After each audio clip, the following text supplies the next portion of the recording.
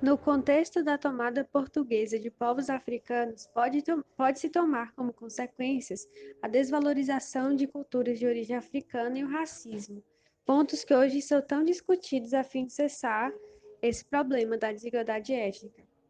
O resultado de toda essa exploração dos portugueses no século XV foi a destruição de sociedades bem organizadas, bem como a escravidão e tráfico de pessoas, arruinando assim tantas vidas.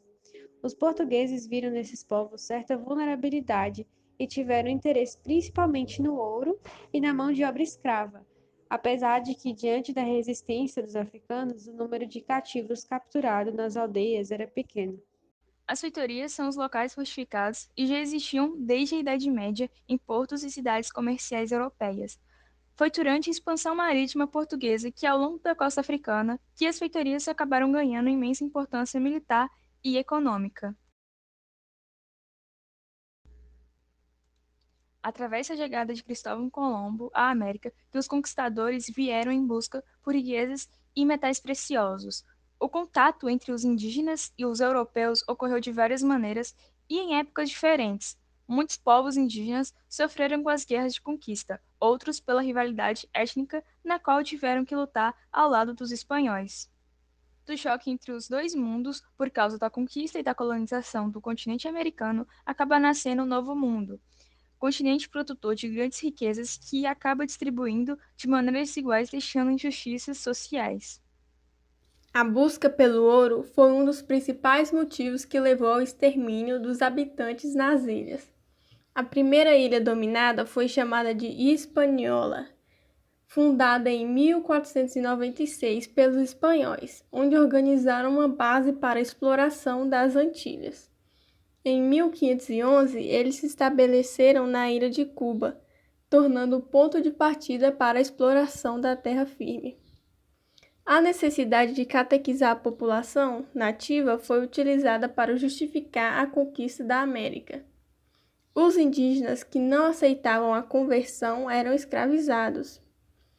E existem alguns motivos pelos quais a América foi conquistada, tanto por terem melhores armas e técnicas, quanto por fazerem com que os indígenas se contagiassem com doenças trazidas da Europa. Mas um fato curioso é que vários povos da região que estavam insatisfeitos com a dominação dos impérios Azteca e Inca ajudaram os espanhóis. Isso mostra um cenário em que as pessoas preferem partir para o desconhecido e incerto quando estão em situações de insatisfação, e isso pode levá-los a um cenário pior. O governo espanhol, para administrar as colônias, criou em 1503 a Casa de Contratação com o intuito de controlar o fluxo de imigrantes para as colônias e para regulamentar as trocas comerciais entre elas e a metrópole. Isso tudo para não repetir no continente os procedimentos que levaram ao extermínio da população indígena nas Antilhas. Um dos impactos que podemos observar que marcou muito as sociedades até os dias atuais foi a religião. No caso, a presença da Igreja na colonização da América, que foi responsável pela difusão da fé católica pelas regiões conquistadas. Para isso, criaram o regime padroado.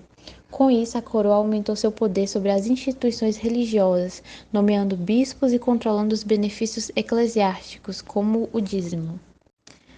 Bom, sobre o impacto do colonialismo para os dias de hoje, podemos falar sobre como os colonizadores são países mais ricos e por isso várias pessoas de países colonizados sonham em se mudar para eles por verem mais qualidade de vida. E outra consequência é o racismo e a xenofobia que está presente no mundo todo até hoje.